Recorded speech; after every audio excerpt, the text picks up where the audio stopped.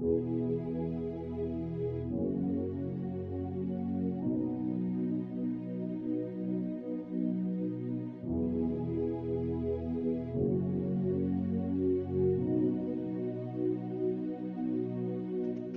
bien-aimés du Seigneur, c'est avec joie que nous vous retrouvons ce dimanche 26 avril 2020 pour le culte en direct du Centre chrétien d'impact et de restauration.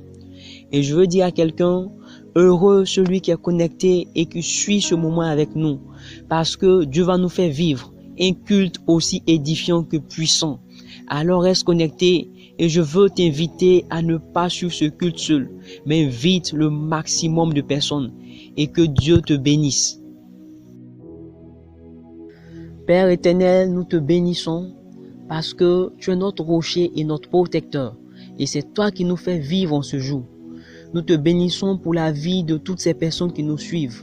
Nous te bénissons aussi pour ce moment si précieux que tu nous accordes et nous prions qu'au travers de tout ce que nous dirons et nous ferons au travers de ce culte, que tu puisses visiter la vie de toutes ces personnes qui nous suivent dans le nom puissant de Jésus. Amen, amen. La Bible déclare que toute chose concourt au bien de ceux qui aiment Dieu. C'est pourquoi, bien-aimé du Seigneur, quelle que soit la situation que tu traverses, bonne ou mauvaise, si tu aimes le Seigneur, ça doit être pour toi une occasion de le louer, de l'adorer. C'est pourquoi nous allons passer du temps dans la louange avec le serviteur de Dieu, le chante Marius, le psalmiste. Que Dieu te bénisse. Nous voulons te louer au roi des rois. Et j'ai vu sa bonté et sa miséricorde. J'ai vu sa puissance qui m'a libéré. J'ai vu sa bonté et sa miséricorde. J'ai vu sa puissance qui m'a libéré. Et toi, ami, Jésus t'attend, hâte-toi. Et toi, ami, Jésus t'attend, hâte-toi. Viens à lui aujourd'hui, Jésus-Christ t'aime. J'ai vu sa puissance qui m'a libéré. Et toi, ami, Jésus t'attend, hâte-toi. Et toi, ami, Jésus t'attend, hâte-toi. Viens à lui aujourd'hui, Jésus-Christ t'aime. J'ai vu sa puissance qui m'a libéré. Oh, j'ai vu sa bonté et sa miséricorde. J'ai vu sa puissance qui m'a libéré. J'ai vu sa bonté et sa miséricorde. J'ai vu sa puissance qui m'a libéré. J'ai vu sa bonté et sa miséricorde. J'ai vu sa puissance qui m'a libéré. Et toi, ami, Jésus t'attend, hâte-toi. Et toi, ami, Jésus t'attend, hâte-toi. Viens à lui aujourd'hui, Jésus-Christ t'aime. J'ai vu sa puissance qui m'a libéré. Et toi, ami, Jésus t'attend, hâte-toi. Et toi, ami, Jésus t'attend, hâte-toi. Viens à lui aujourd'hui, Jésus-Christ t'aime. J'ai vu sa puissance qui m'a libéré. Rabbi ne change pas, Rabbi ne change pas. Il est le même, alléluia. Rabbi ne change pas, Rabbi ne change pas. Il est le même, alléluia. Rabbi ne change pas, Rabbi ne change pas. Il est le même, alléluia. Mon Dieu ne change pas, mon Dieu ne change pas. Oh, il est le même, alléluia. Oh, Rabbi, manifeste-toi, descends, agis, manifeste-toi. Descends, agis, manifeste-toi. Descends, agis, manifeste-toi. Descends, agis, manifeste-toi. Descends, agis, manifeste-toi. Descends, agis, manifeste-toi. Descends, agis, manifeste-toi. Descends, agis, manifeste-toi, descends, agis, qui me relève de mes chutes, c'est Jésus-Christ, qui combat pour moi dans mes luttes, c'est Jésus-Christ, qui me relève de mes chutes, c'est Jésus-Christ, qui combat pour moi dans mes luttes, c'est Jésus-Christ.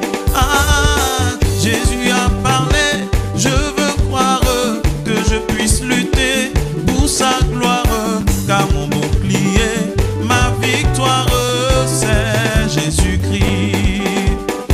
Jésus a parlé, je veux croire que je puisse lutter pour sa gloire, car mon bouclier, ma victoire, c'est Jésus-Christ. Ma victoire, c'est Jésus-Christ. Ah, ma victoire, c'est Jésus-Christ. Ah, ma victoire, c'est Jésus-Christ. Ma victoire, c'est Jésus-Christ. Qui combat pour moi dans mes luttes, c'est Jésus-Christ. Qui me relève lorsque je tombe, c'est Jésus-Christ. Oh, qui combat pour moi dans tous les combats, c'est Jésus-Christ. Ah, désormais je ne suis plus seul. Qui me relève lorsque je tombe dans le péché, c'est Jésus-Christ. Ah, il a parlé, Jésus a parlé. Je veux croire que je puisse lutter pour sa gloire, car mon bouclier, ma victoire, c'est Jésus-Christ. Ah, Jésus a parlé, je veux croire que je puisse lutter pour sa gloire, car mon bouclier, ma victoire, c'est Jésus-Christ. Ah, ma victoire, c'est Jésus-Christ. Ma victoire, c'est Jésus-Christ. Ma victoire, c'est Jésus-Christ. Ma victoire, c'est Jésus-Christ. Ah, ma victoire, c'est Jésus-Christ. Ma victoire, c'est Jésus-Christ. Ma victoire, c'est Jésus-Christ. Ma victoire, c'est Jésus. Oh, oh, c'est lui ma victoire. Ma victoire sur le monde, c'est Jésus-Christ. Ma victoire sur le péché, c'est Jésus-Christ. Ah, c'est Jésus-Christ, oh, c'est Jésus-Christ. C'est Jésus-Christ, oh, c'est Jésus-Christ. Oh. Alléluia, élus de Dieu, nous bénissons Dieu pour ce temps de louange qui a disposé l'atmosphère favorablement à sa présence. Et maintenant, voici le temps de la parole. Dieu va semer sa parole dans nos cœurs au travers de notre papa, le serviteur de Dieu, André Hanno. Alléluia. Bien-aimé, je te salue dans le nom du Seigneur Jésus-Christ. Que ce nom se manifeste favorablement pour toi et t'ouvre les portes au nom puissant de Jésus. Que Dieu vous bénisse pour votre présence. Je vais inviter quelqu'un à ne pas écouter seul cet audio, à l'écouter avec son entourage, à partager cet audio avec son entourage. Que Dieu te bénisse pour le partage que tu feras de cette parole. Que la gloire et l'élévation lui reviennent au nom de Jésus. Je vais aussi élever la voix et bénir notre frère Marius Samis qui nous a conduit dans cette louange. Frère, que Dieu te bénisse. Bien-aimé, aujourd'hui le thème soumis à notre étude est comment vaincre l'ombre de la mort. Bien-aimé, ce qu'il faut savoir, c'est que une ombre est une zone sombre créée par l'interposition d'un objet opaque entre une source de lumière et une surface qui éclaire cette lumière. Amen. Je reprends. Une ombre est une zone sombre créée par l'interposition d'un objet opaque entre une source de lumière et une surface qui éclaire cette lumière. Cela signifie que quand on parle de l'ombre de la mort, c'est une zone sombre qui reflète dans notre entourage ou qui reflète sur nous. Mais c'est pas encore la mort. Vous comprenez? C'est qu'on est couvert d'une zone sombre. Mais c'est pas encore la mort. L'ombre de la mort annonce que la mort est dans les parages et que nous sommes recouverts ou un compartiment de notre vie ou un domaine de notre vie est recouvert de l'ombre de la mort. C'est-à-dire que la mort cherche à attaquer ce domaine ou ce compartiment de notre vie. Mais c'est pas encore la mort. Amen. Nous allons prendre nos Bibles dans le livre de Matthieu 4, versets 12 à 16. Je lis. Le verset 12. Jésus ayant appris que Jean avait été livré se retira dans la Galilée. Il quitta Nazareth et vint demeurer à Capernaum, situé près de la mer, dans le territoire de Zabulon et de Nephtali. Au 14, il dit, afin que s'accomplisse ce qui avait été annoncé par Ésaïe le prophète, 15. Le peuple de Zabulon et de Nephtali, de la contrée voisine, de la mer, du pays au-delà du Jourdain et de la Galilée des gentils. 16. Ce peuple assis dans les ténèbres a vu une grande lumière. Et sur ceux qui étaient assis dans la région et l'ombre de la mort, la lumière s'est levée. Amen. Vous remarquez bien qu'au verset 16, il est dit, ce peuple assis dans les ténèbres a vu une grande lumière. Ceux qui étaient assis dans la région et l'ombre de la mort, la lumière s'est levée. En quelque sorte, c'est la lumière qui fait fuir l'ombre de la mort. Amen. Et pour vous démontrer comment vaincre l'ombre de la mort, nous allons partir d'abord sur Osée 4, verset 6. Osée 4, verset 6 dit, mon peuple est détruit parce qu'il lui manque la connaissance. Puisque tu as rejeté la connaissance, je te rejetterai et tu seras dépouillé de mon sacerdoce.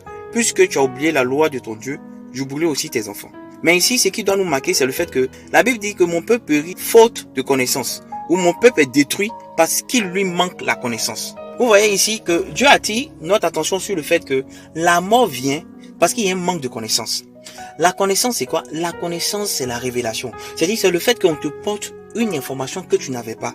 Lorsqu'on te porte cette information, tu as l'impression, sinon c'est même pas une impression, lorsqu'on te porte cette information, c'est comme s'il y a une lumière qui vient sur toi, parce que tu deviens éclairé, tu sors de l'obscurité. Amen. Et cette lumière-là, c'est celle-là qui donne la vie.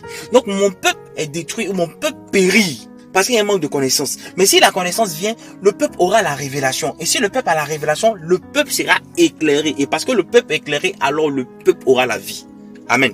L'homme de la mort nous frappe parce qu'il nous manque une connaissance. Parce qu'on n'a pas connaissance de quelque chose. C'est pourquoi l'homme de la mort vient nous recouvrir. Prenons le cas de Jésus.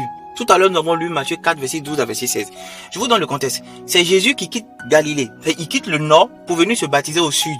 Et il se baptise auprès de Jean-Baptiste. Après quoi, le Saint-Esprit prend Jésus et l'amène dans le désert. Amen. Et quand Jésus est dans le désert, la Bible dit à la sortie du désert, il fut revêtu de la puissance de l'Esprit. Lorsqu'il est revêtu, on peut se dire que voici que notre Seigneur, il est armé. Il a toutes les armes pour faire face à l'ennemi. Il est revêtu de la puissance de l'Esprit. Avant, il était seulement que rempli. Cette fois-ci, il est en plus d'être rempli, il est revêtu de la puissance de l'Esprit. Amen. Qu'est-ce qui se passe? On lui donne une information. Jésus a connaissance que Jean-Baptiste l'a été pris et l'ont mis en prison. Après avoir eu cette information, ce qui se passe dans Jésus, il y a un déclic. Le déclic se dit, attends, pourquoi Jean-Baptiste a été mis en prison? Jean-Baptiste a été mis en prison parce que Jean-Baptiste annonce la justice. Il prêche la vérité. Et il le dit sans faux fuyant. Et c'est qui a lui a valu d'être emprisonné. Et Jésus se rend compte que lui-même, il est venu pour annoncer la même chose. Donc, la révélation qui lui vient, c'est de dire, c'est pas la peine de rester ici. Il faut qu'on aille plus loin pour annoncer le royaume des cieux.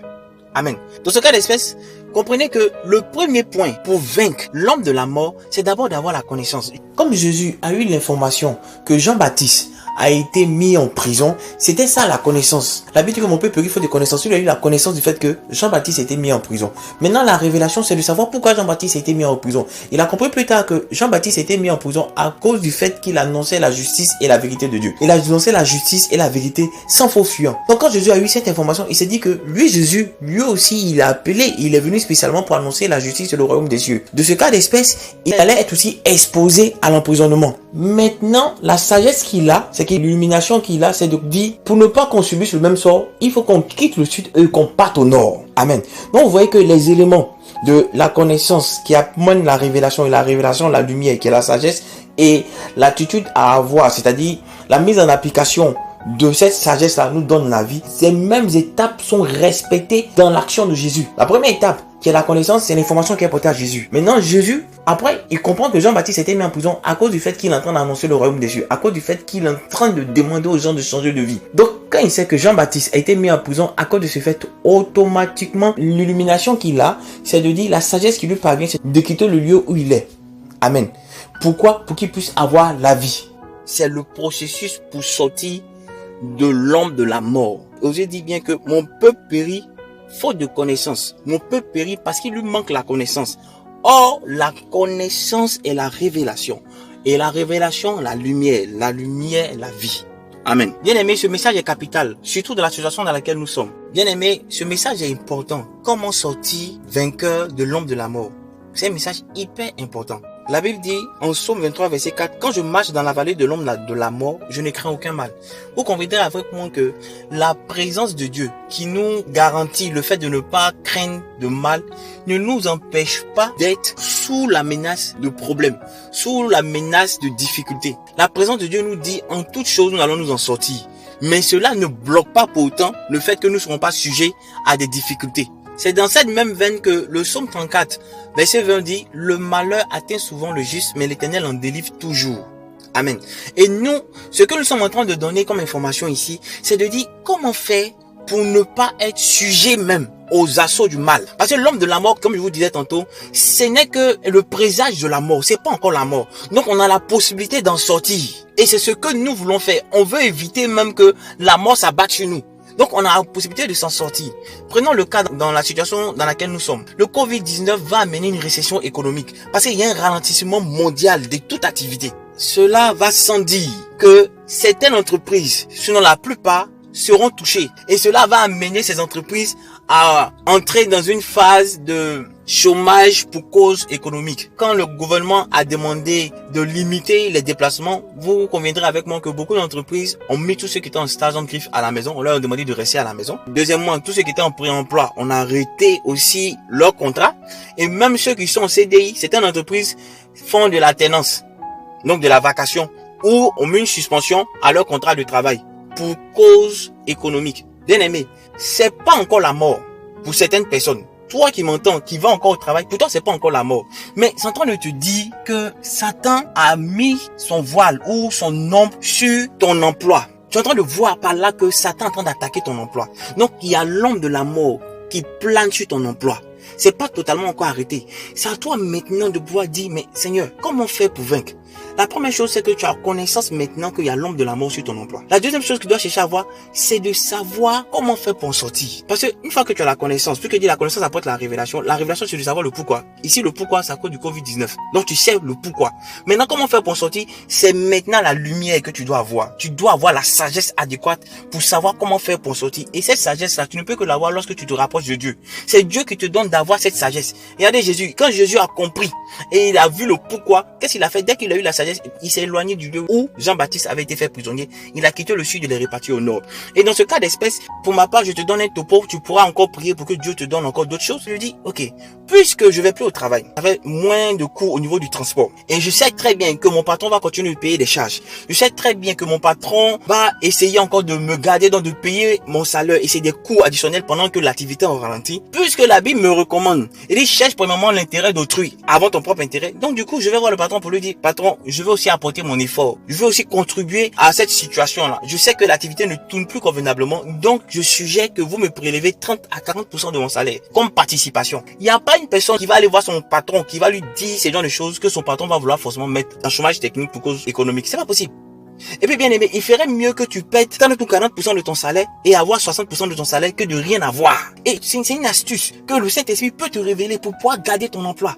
Allez voir ton responsable pour lui dire, bon, vu le fait que je n'arrive plus au travail, donc j'ai des charges en moins, je vais aussi participer à cette action-là parce que je vois que les ventes sont devenues faibles, il y a une certaine mévente et autres, donc il faut que je contribue. Et ma contribution, c'est que vous me prélevez 40% de mon salaire pour faire face aux différentes charges. Le patron sera aussi fier de toi et tu pourras garder ton emploi, garder ton revenu. Amen. Après avoir présenté cette mesure de restitution de ton salaire à ton responsable, cela va permettre à ce qu'il y ait la vie dans ton emploi. Donc la mort ne viendra plus frapper ton emploi. L'homme de la mort qui planait sera obligé de disparaître parce que la lumière et la sagesse sera venue et t'aura procuré la vie. Donc préserver ton emploi. Amen. Je veux aussi faire référence aux situations que nous connaissons. À cause du Covid-19, on voit que les violences conjugales commencent à prendre de l'ampleur. Il faut aussi, bien aimé, si tu te retrouves dans ce cas, fais une analyse profonde du problème. Tu sais déjà, Dieu te donne la connaissance de savoir que ton couple est attaqué. Vu qu'il commence à avoir des violences conjugales, que ce soit physiques, émotionnelles ou verbales, ce qui n'arrivait pas auparavant commence à arriver, tu vois.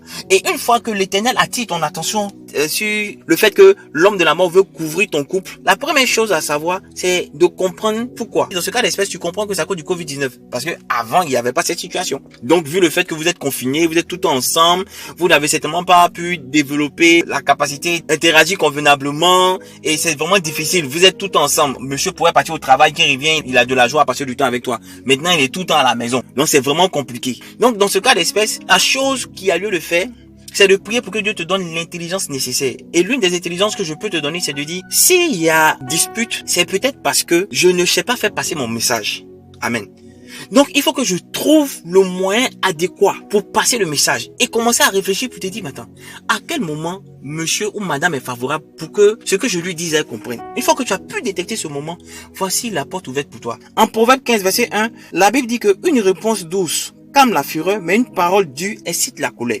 Ça veut dire qu'une fois que il y a un d'entre vous commence à hausser le ton de la voix, toi, tout ce que tu dois faire, c'est de donner une réponse douce et calme. Au mieux, je te demande même d'arrêter même les discussions et de faire ce qu'on te demande et d'attendre le moment favorable pour apporter ton éclaircissement ou dire ce que tu veux. Parce que le plus important, c'est pas que tu aies raison. Le plus important, c'est que ton message passe. Et la seule façon pour toi de savoir que ton message est passé, c'est quand l'autre est en train de mettre en application ce que tu lui as demandé de faire.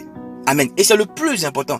Donc ça, c'est une sagesse qui peut te donner pour pouvoir sauver ton couple. Lorsque tu mets en application cette sagesse, tu verras que Dieu sera en train d'apporter la vie à ton couple. Amen. Donc, bien aimé, prie pour que Dieu te donne encore d'autres révélations, que Dieu attire ton attention peut-être sur ton comportement ou sur la manière de passer le message à monsieur, sur le type de prière que tu dois faire pour lui. Amen. Ainsi de suite. Que monsieur aussi puisse prier pour madame, en fait. Puis savoir comment il faut que je lui parle. Si c'est peut-être le repas qu'elle fait. D'habitude, c'était la nounou. Parce qu'elle partait tout le temps au travail. Maintenant qu'elle est là, elle fait le repas, ça te plaît pas. Et ça amène des disputes. Il faut trouver le moyen adéquat de pouvoir lui dire que la façon dont elle fait le repas ne te plaît pas forcément. Mais ne lui dis pas que ça comme ça. Ne viens pas lui verser ton repas n'est pas doux. Non, ça se fait pas. Amen. Donc, priez pour avoir la sagesse adéquate pour pouvoir diminuer au maximum les éclats de colère, diminuer au maximum les cris, pour diminuer au maximum tout ce qui a trait à la violence. Un autre point. Prenons le cas de ceux qui sont encore dans le domaine académique, ceux qui vont à l'école, des étudiants, les élèves et autres. Vous conviendrez avec moi que Dieu peut vous donner la connaissance de savoir que ce que Satan est en train de faire, l'ombre de la mort, est en train de se déployer sur votre année scolaire. Donc, ça peut être une année blanche. Donc, une fois que tu as cette connaissance du fait que l'ombre de la mort est en train de se déployer sur votre année scolaire et que ça peut être une année blanche, la révélation, tu sais que ça vient du Covid. Maintenant, tout ce qu'il y a à faire, c'est de prier pour savoir ce que Dieu attend de toi. De savoir qu'est-ce que tu peux mettre en exergue pour ne pas que cette année soit morte et invalidée pour toi. Vous savez, sur Internet, il y a des sites de formation qualifiante et de formation diplômante qu'on appelle Udemy. Et c'est des sites où tu peux apprendre au maximum. Bien aimé, tu peux te faire des formations qualifiantes. Tu peux avoir 10 formations qualifiantes qui vont te permettre de rehausser ton niveau et d'avoir de quoi mettre dans ton CV. Il faut passer ce temps à travailler. Faut pas penser que cette période-là est faite pour te favoriser forcément. Non. Satan décide de tuer tes études. Satan décide de te amener en régression. Donc toi, tu peux contrer cette attitude de l'ennemi en travaillant. Même pour ceux qui sont en fin de cycle, qui vont commencer à aller chercher des emplois, faire des entretiens. C'est le moment de perfectionner votre anglais. C'est le moment de le faire. Ne partez pas aux entretiens. Quand on va vous demander si vous parlez bien l'anglais, vous allez pouvoir leur dire non. Dans 2 semaines, c'est sûr que ça sera possible. C'est le moment. Il faut bosser pour que l'homme de la mort ne vienne pas tuer ton année scolaire. Donc, il faut travailler. L'homme de la mort t'a amené à être paresseux, à avoir de la négligence dans les études. Donc, il faut te lever, il faut travailler, il faut avoir de la discipline, de la rigueur. Donc, ça peut être une intelligence particulière que Dieu te donne pour qu'il y ait la vie dans tes études. Que la vie continue de couler dans tes études. Amen. Un autre point, je veux maintenant attaquer peut-être le domaine spirituel.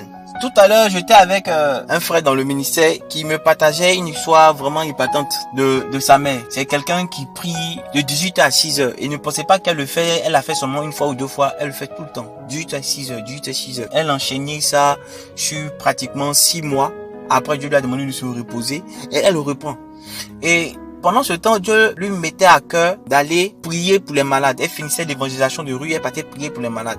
Mais chaque fois qu'elle revenait, elle tombait malade. Et elle a eu la connaissance de commencer à remarquer que, en fait, c'est quand elle va prier pour les malades qu'elle revient, elle tombe malade. Quand elle a eu cette connaissance, elle a poussé, par la grâce de Dieu, cette connaissance a découlé sur une révélation. Amen.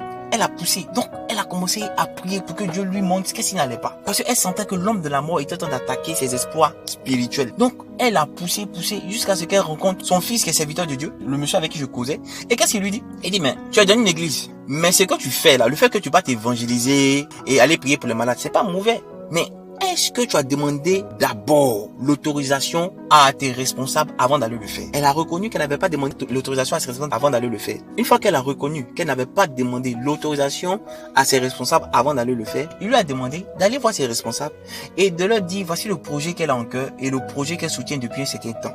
Et maintenant, elle a eu à cœur de venir leur demander leur permission.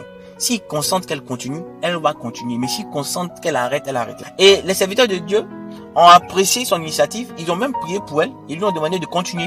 Depuis ce jour, bien aimé, la même dame va, avec moins d'heures même de consécration maintenant, Elle va prier pour les malades. Il y a des résultats épatants sans qu'elle ne soit tombée malade une seule fois. Vous avez vu, elle a eu la révélation du fait qu'elle n'avait pas obéi au principe du respect de l'autorité. Elle n'était pas allée voir l'autorité avant de poser un acte. Comprenez? Une fois qu'elle a eu cette révélation, elle a pu avoir maintenant la lumière, c'est-à-dire la sagesse pour savoir qu'est-ce qu'il faut porter comme action. Une fois qu'elle a mené l'action, elle a eu la vie. Je vais terminer encore avec ce point-là. C'est un jeune homme qui passait le bac. Quoi qu'il était brillant, il était major de sa promotion, il était toujours premier de toute l'école. Il échouait au bac. Après avoir échoué 3 ou 4 fois au bac, le jeune homme ne comprenait pas. Pourtant, c'était un jeune homme qui aimait Dieu, mais il n'arrivait pas à comprendre pourquoi il échoue au bac. Et il a pu avoir connaissance qu'il y avait quelque chose de mauvais. Les gens lui disaient que peut-être il manquait de concentration au jour de l'examen. Peut-être qu'à l'examen, il avait tellement peur qu'il faisait n'importe quoi. Et Dieu lui a mis à cœur d'avoir cette connaissance qu'il y a quelque chose de pas normal à ce niveau. Amen. Et qu'est-ce que le jeune homme fait?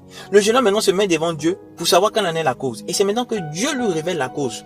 Pour dire que dans ton village, il y avait seulement un lycée. Et là où il devait aller à l'école, c'était ce que les villageois appelaient le pays des Blancs. Donc, il devait aller forcément quitter la région pour aller chez les Blancs pour faire les études. Donc, ce jeune homme, après avoir eu le bac, c'était la limite que le village avait donnée. Personne ne doit dépasser cette limite pour aller au pays des Blancs. Ça fait que il est le seul de son village qui a pu arriver jusqu'au niveau bac. Il est le seul. Ses parents ne sont pas arrivés là-bas. Il est le seul du village qui a pu arriver au niveau bac. Donc, c'est après que Dieu lui a révélé ça et qu'il a commencé à poser des questions. Il a remarqué que aucune personne dans le village n'avait atteint son niveau. Donc, puisqu'il a eu la révélation de l'action qui avait été posée, l'action maléfique, les sacrifices qui avaient été faits pour ne pas permettre que les gens aillent au pays des Blancs pour faire les grandes études, il a pu avoir la sagesse de Dieu pour lui dire, il faut qu'il mène une action prophétique dans le village. Donc, avec de l'huile, il devait prier sur la place publique et casser la bouteille d'huile.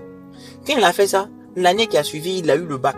Bien aimé, il a eu le bac, c'était une grande fête dans le village. Il était le premier du village à avoir le bac. Amen. Ça veut dire quoi? Tant qu'il n'avait pas la connaissance, il n'avait pas la révélation de la cause du problème, il aurait été difficile d'avoir la sagesse. Mais dès qu'il a eu la connaissance, il a eu la révélation du problème, il est arrivé à avoir la lumière, à être éclairé, donc il a eu la sagesse. Une fois qu'il a mis en exergue ce que Dieu lui recommandait de faire au travers de la sagesse, il a eu la vie. La vie qui lui a donné la victoire sur l'œuvre de la mort. Amen. Bien aimé, comprenez ceci. Satan est subtil, il aime travailler dans l'obscurité. Il ne fera pas des choses de façon visible. Satan cherche toujours à gagner le terrain, mais de façon subtile, jusqu'à vous détruire. C'est toujours dans le noir que Satan commencera à travailler. Une fois que vous avez connaissance des assauts de l'ennemi, il sera important et avantageux pour vous de savoir quand en est la base. Une fois que vous avez la base de ce qui se fait, vous êtes à même de prier pour avoir la sagesse adéquate, donc la lumière. Et après la mise en action de cette sagesse, vous aurez la vie. Amen. Donc, il faut retenir comme premier point pour vaincre l'homme de la mort, c'est en Osée 4, verset 6. Mon peuple périt faute de connaissance. La connaissance, c'est la révélation. Or, la révélation est la lumière et la lumière donne la vie. Amen. Une fois que vous retenez ça, vous retenez tous les principes qui vont avec, vous pourrez faire face à tout ce qui est œuvre de la mort, tout ce qui est ombre de la mort. Que Dieu vous bénisse. Il y a un dernier point qui est particulier que je vais aborder avec vous, qui se trouve dans Ésaïe 58, verset 6 à 8. Je lis Ésaïe 58, verset 6. Voici le jeûne auquel je prends plaisir. Détache les chaînes de la méchanceté, dénoue les liens de la servitude, renvoie libres les opprimés, et que l'on rompe toute espèce de joug. Au verset 7. Partage ton pain avec celui qui a faim, et fais entrer dans ta maison les malheureux sans asile. Si tu vois un homme nu, couvre-le, et ne te détourne pas de ton semblable. Verset 8. Alors, ta lumière poindra comme l'aurore, et ta guérison gémira promptement, ta justice marchera devant toi, et la gloire de l'Éternel t'accompagnera. Amen, amen, amen, amen. Vous voyez, dans le verset 8, on dit, alors ta lumière poindra comme l'aurore. Pour faire simple, alors ta lumière jaillira comme l'aurore. Alors ta lumière jaillira comme l'aurore. Donc vous voyez que la conséquence, ce qui va faire que ta lumière va jaillir, c'est le fait que tu sois en train de jeûner et pendant ton jeûne, tu détaches les chaînes de la méchanceté. Tu dénoues les liens de la servitude, tu renvoies libres les opprimés. Tu romps toute espèce de joug. Tu partages ton pain avec celui qui a faim. Tu fais entrer dans ta maison le malheureux sans asile. Lorsque tu vois un homme nu, tu le couvres et tu ne te détournes pas de ton semblable. C'est ce qui va faire que ta lumière jaillira. Bien aimé, vous savez une chose.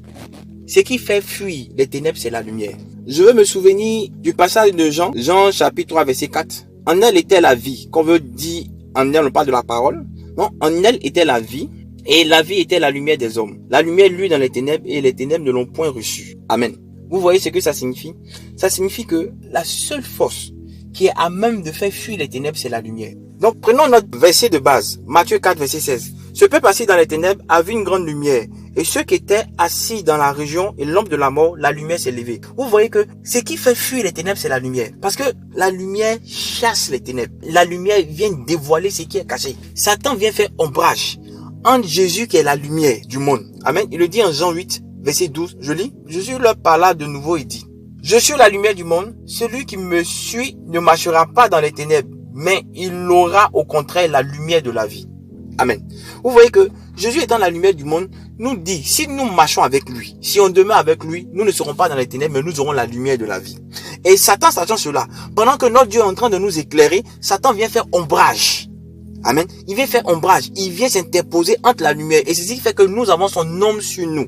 Mais qu'est-ce qu'il y a lieu de faire? Étant donné que nous sommes des êtres luminescents, ça veut dire que nous avons la possibilité de recevoir de la lumière et puis maintenant d'émettre cette lumière à nouveau. Il y a des montres par contre, quand les aiguilles de la montre ont un effet luminescent. C'est-à-dire, vous pouvez être dans la lumière. Une fois que vous êtes dans l'obscurité, vous voyez que les aiguilles de ces montres-là commencent à refléter de la lumière. Et c'est ce que nous sommes.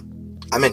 Dieu nous éclaire par sa lumière et l'ennemi vient faire ombrage entre ce faisceau horaire que nous recevons de Dieu et nous. Ce qui fait que nous avons sur une partie de notre corps, le domaine de notre vie, ou certains compartiments de notre vie, nous avons une zone sombre. Et c'est le fait que l'ennemi est venu faire ombrage. Pourquoi? Parce que l'ennemi veut pas que nous recevions la lumière de la vie.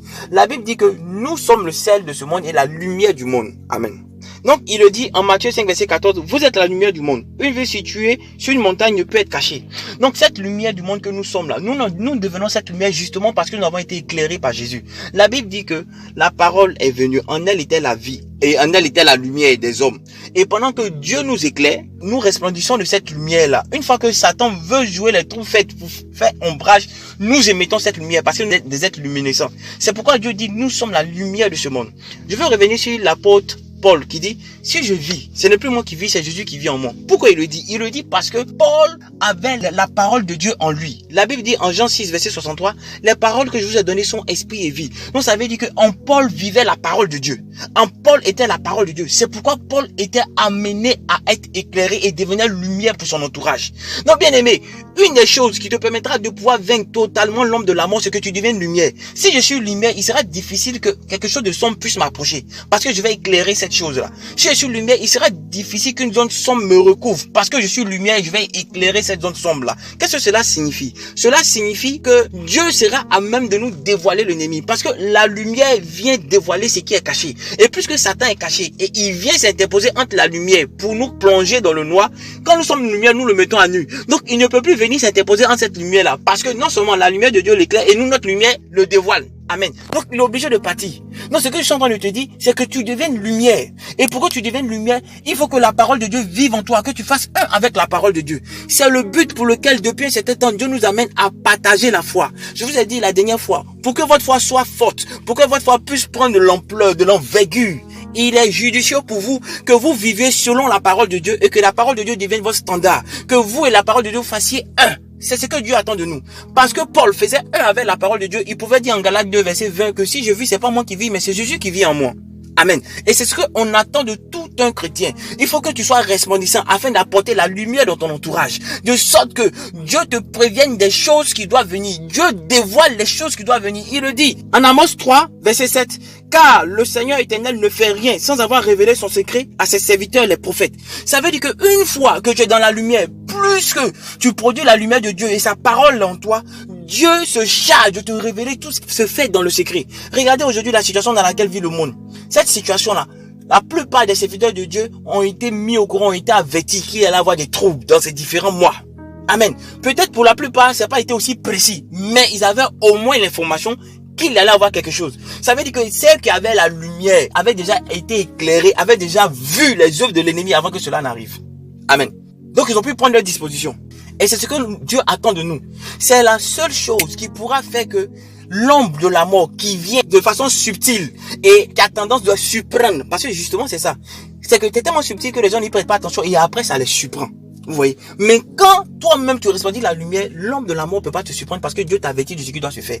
Et c'est justement ce deuxième point-là qui vous permettra de mettre un thème définitif aux œuvres de l'ennemi, aux œuvres de l'homme de la mort. Dieu te révélera avant que la chose n'arrive ce que Satan veut faire. Donc tu auras la possibilité de monter dans sa présence pour savoir quelle est l'attitude à poser, quels sont les actes à poser pour arriver à bout de ces actions ou des plans de l'ennemi contre toi. Amen.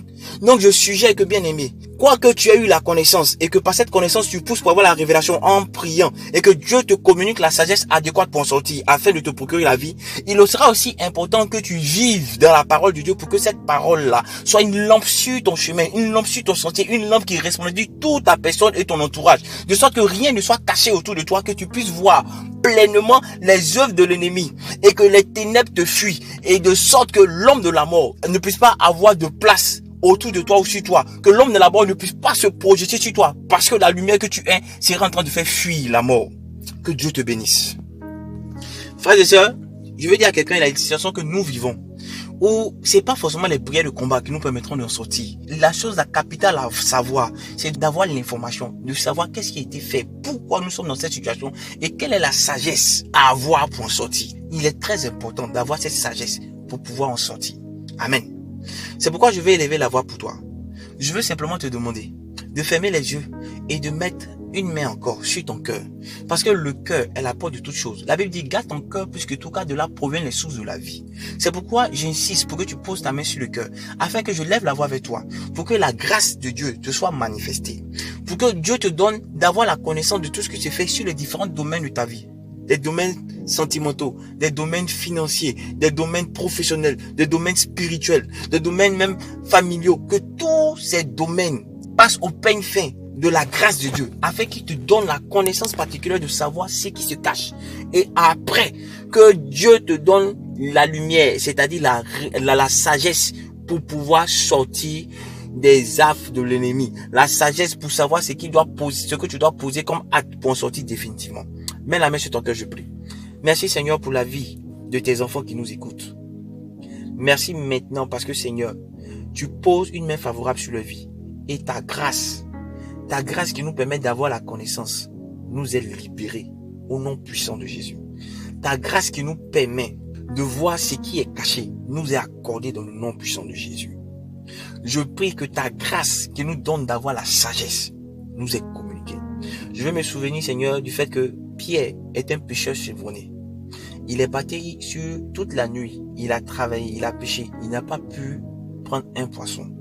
Mais quand toi, tu es monté dans la barque, sur ton ordre, tu lui as demandé de jeter ses filets. Il a dit, nous avons pêché toute la nuit. Mais avec ta sagesse, lorsqu'il a jeté les filets sous ton ordre, il a eu une pêche abondante. C'est pourquoi nous prions que nous oublions tout ce que nous sommes. La Bible dit que la sagesse du monde est folie devant toi. Mais ce qui est folie pour le monde est sagesse devant toi. C'est pourquoi nous prions que Seigneur, tu nous amènes à ne plus marcher selon nos sens. Tu nous amènes à ne plus réfléchir comme il convient, à ne plus faire les choses comme nous le sentons, mais à décider de marcher selon ta volonté. À ne plus marcher selon notre vue, mais à épouser toi ta vue. Seigneur, amène-nous à être comme des enfants et à obéir à tes principes, à marcher avec toi, à te rechercher plus que tout. C'est à cela que Seigneur, ta grâce nous sera communiquée afin de nous dévoiler la connaissance, afin de nous donner la révélation qui vient avec et de nous donner la sagesse pour savoir comment procéder pour pouvoir sortir victorieux. Seigneur, inocule en nous la vie qui sort de ta parole et que cette parole fasse un avec nous dans le nom puissant de Jésus-Christ de Nazareth. Je vais aussi élever la voix pour ceux qui sont malades. Maintenant même, de là où tu es, quel que soit le mal que tu as, quel que soit le socle, la base du mal, quelle que soit la malédiction qui a été lancée sur toi, quelle est une cause ou non, je veux dire à ce mal que Jésus a payé le prix à la croix. Parce que cette personne entend son acte de foi. La Bible dit, si tu crois, tu verras la gloire de Dieu. L'acte de foi, c'est qu'il entend cette prière et qu'il pose la main là où il a mal. Pendant que la main est posée là où il a mal et que cet acte de foi est fait, Satan, je veux te rappeler que tu as été vaincu à la croix, que Jésus s'est chargé de toutes nos malédictions à la croix. C'est pourquoi tu n'as plus droit, même s'il ne le savait pas, mais moi je sais, tu n'as plus droit sur sa vie. J'ordonne dans le nom puissant de Jésus que tes œuvres soient brisées. Maintenant, maladie, je t'ordonne, lâche-le. Frère, lève-toi. Si c'était des douleurs, abdominale, lève-toi, tu es libéré. Si c'était des problèmes de genoux, je te dis, lève-toi et marche parce que tu es libéré. Quel que soit le problème que tu avais, ce que tu n'arrivais pas à faire pendant que le problème était venu s'installer dans ta vie, lève-toi et regarde, tu commences à faire ces choses. N'aie pas peur, ne réfléchis pas, lève-toi, ose poser ce pas, lève-toi. Demande à quelqu'un de dire, écoute, simplement, mets-moi debout et laisse ma main, je vais marcher. Tu verras que le mal va te quitter. Obéis seulement et marche. Que la main de Dieu te visite au nom puissant de Jésus. Pour tous ceux qui ont des problèmes financiers, pour tous ceux qui ont des problèmes quelconques, je prie que la grâce vous soit donnée afin de savoir quel est ce problème-là, quelle est la source de ce problème et que Dieu vous donne l'intelligence adéquate, la sagesse convenable pour pouvoir en sortir.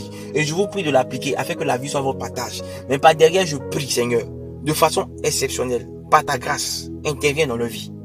Interviens dans leur vie et sors-leur de ces difficultés-là dans le nom puissant de Jésus.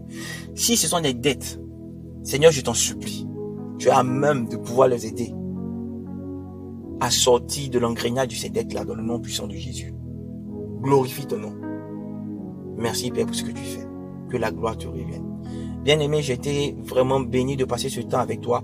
Je prie que la faveur de Dieu demeure sur ta vie, que tous ceux qui ont écouté cet audio soient bénis. Et si tu as été encore béni, pleinement béni comme je le pense, continue de partager, d'inviter tes amis à écouter cet audio, ça leur fera énormément de bien. Que Dieu vous bénisse. Nous sommes ouverts. Vous pouvez mettre vos témoignages, vous pouvez nous écrire sur nos différentes pages, nous allons vous répondre. Que Dieu vous bénisse. Amen. Alléluia, nous avons été richement bénis par le message de notre papa. Le Saint-Esprit nous a fait énormément de bien au travers de chaque parole. Et nous prions pour qu'il termine ce qu'il a commencé dans vos vies. Amen, amen. Bien-aimés, nous allons à présent passer aux dîmes et aux offrandes. Donc de là où tu es, tu peux faire ta dîme et ton offrande via Orange Money sur les numéros qui s'affichent à l'écran. C'est-à-dire le 58 04 86 83. Seigneur, nous te bénissons pour ce que tes enfants apportent. Nous prions pour que tu bénisses leurs activités et que tu fasses aussi reposer ta grâce et ta faveur sur eux en abondance, dans le nom puissant de Jésus. Merci, bien-aimés du Seigneur, d'être restés connectés. Merci de suivre le Centre chrétien d'impact et de restauration sur notre chaîne YouTube et notre page Facebook et de profiter de ce moment pour encore affermir ta relation avec Jésus. Que Dieu te bénisse.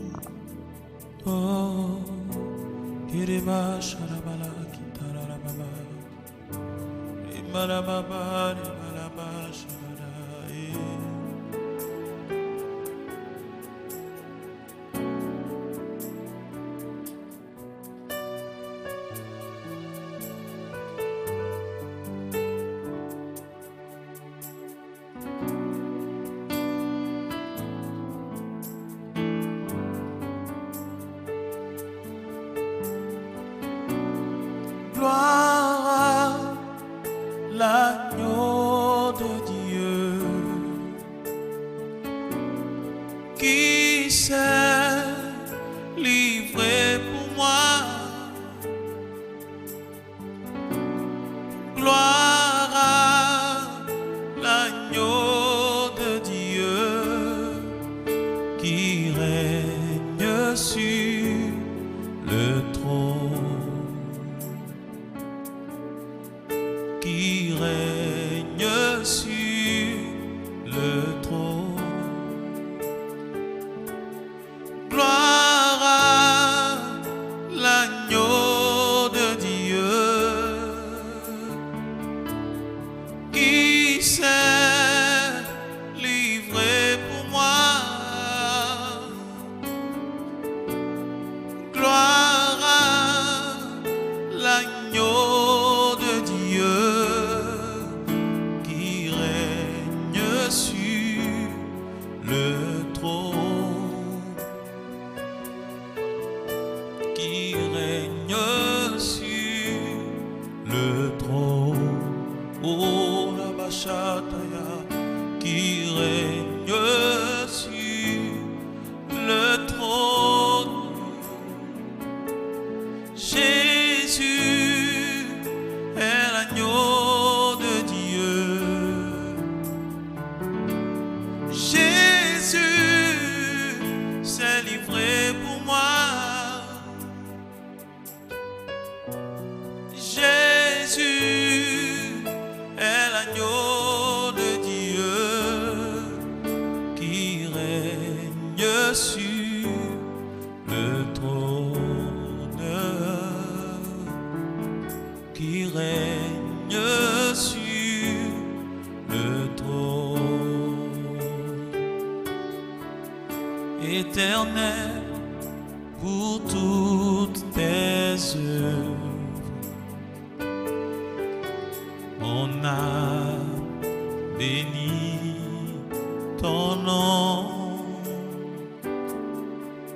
Jésus, oh, pour ton salut,